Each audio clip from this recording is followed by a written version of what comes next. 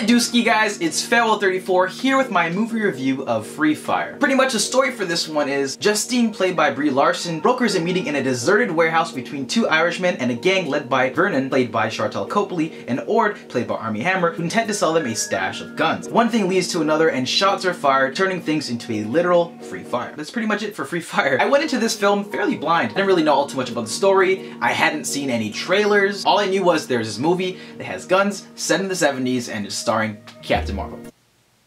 Brie Larson. And after seeing the movie, I was fairly surprised with the talent that was actually behind it. For example, one of the executive producers is none other than Martin Scorsese, and on the on-screen talent, we had acts such as Armie Hammer, Brie Larson, Chartel Copley, and many others. But anyway, guys, let's go get into this movie. I surprisingly had a good time with Free Fire, more so than I thought I would have. Okay, look, do I think this is a great movie? No, but I think there's some great elements to it. For example, I think it has a great sense of humor. There's some hilarious dialogue riddled throughout this film that I think will keep audiences laughing and entertained for the most part because of how fun these characters are. What I enjoyed about this film is everybody does a solid job cast-wise. All these characters, while not having very much depth to them, do a fine job in shooting at any and practically everybody in the setting of a warehouse. And yes, I say warehouse because, as you may have heard, this film has a certain novelty to it. It's practically set in one location.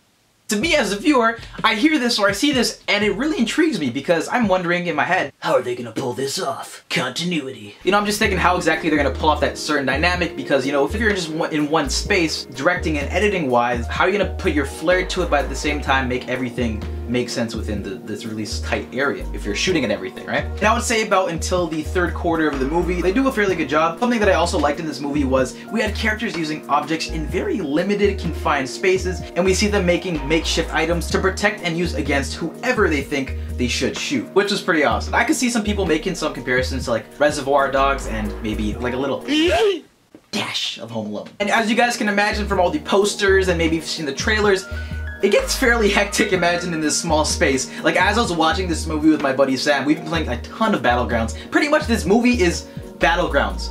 It's like a Battlegrounds meme. It's like when the circle gets too small. That's pretty much what the whole freaking movie is. Another thing about this movie is one of the characters at a point says something along the lines of, I don't even know who I'm shooting anymore.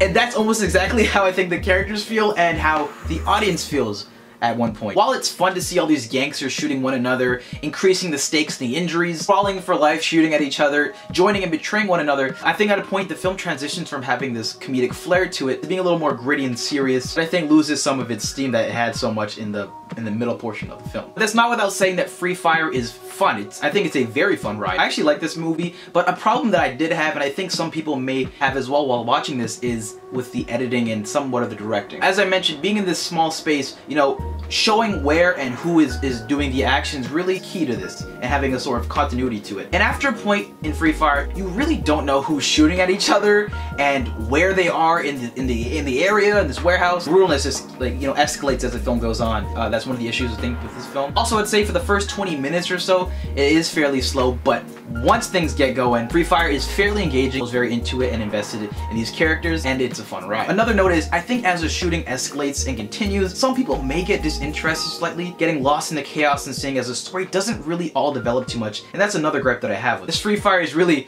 the entire story. There's not anything really much to it after that. It's a very shallow level of storytelling, but I do think that each of the characters in themselves portray the story that kind of leaves the viewer's imagination as to why they're fighting, who, and the politics, and why the Irish fighting this group and that group. I think that is explored really through the character interactions that I think are the core of this movie. That being said, I think some of these standouts in this are definitely Chartel Copley, as he is fantastic in this, as well with Armie Hammer. Both of the characters are hilarious, and especially Armie Hammer's character, for one, he certainly grows on you amidst this firefight. Lastly, guys, this film actually runs at about 1 hour and 30 minutes on the dot. With what they wanted to do with this sort of story, with the kind of novelty factor that it has, I think 1 hour and 30 minutes is the perfect running time for it. I think it's more than enough time with a film that doesn't really have much depth to it in terms of plot. I think more than this would have been a little too much, but all in all, I think it was a perfect runtime for a novelty, chaotic, friendly, fire, funny movie. Overall, I think Free Fire is a hilarious, fun ride that has some novelty to it, plus some solid characters. While it is enjoyable, I can see some people getting tired of it due to the shallow storytelling and editing. I'm gonna give Free Fire a 7 out of 10. And guys, that's my review of Free Fire. Guys, what did you think? Let me know your thoughts in the comments section down below. Honestly, guys, I would say You know what, this movie may be actually worth the full ticket price, but if you're still a little hesitant about it because of the Rotten Tomato score or whatever, I think it's about a 70 on the dot, or I think it's 68 now. I honestly had a fun time with it. I don't think I would watch it again anytime soon, but I think when it comes on Netflix, I'll probably give it another watch just for some of those laughs, because I thought they were really good. Definitely, if it's in your theaters, maybe give it a matinee check, honestly, if you're looking for something fun. Something short, too. It's not very long. You don't have to invest too much into it. I think you want to have a couple good laughs, some fun gunplay. Go for it. But anyway, guys, thank you so much for checking out this movie review, guys. If you guys want me to see and review something next week, just let me know in the comment section down below. As always, don't forget to leave a like and subscribe if you haven't already. That's it for me, guys. I'll see you next time. Peace.